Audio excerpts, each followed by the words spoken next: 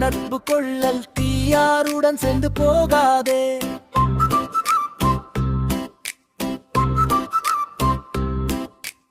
அறிவுடையார் சொல்லும் வார்த்தை கேள், அது வாழ்வுக்கு நல்லது. தீமை செய்தாரை தீமையால் நீக்காதே, நன்மையால் அவரை மாற்று.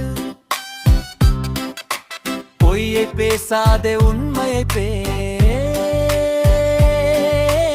அதுவே உயர்ந்த பண்பு.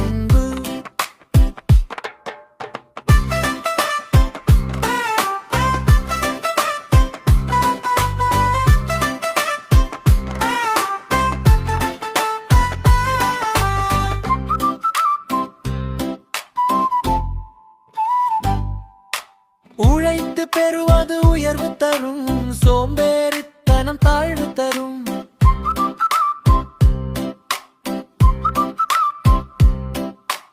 உழைத்து பெறுவது உயர்வு தரும், சோம்பேறித்தனம் தாழ்வு தரும்.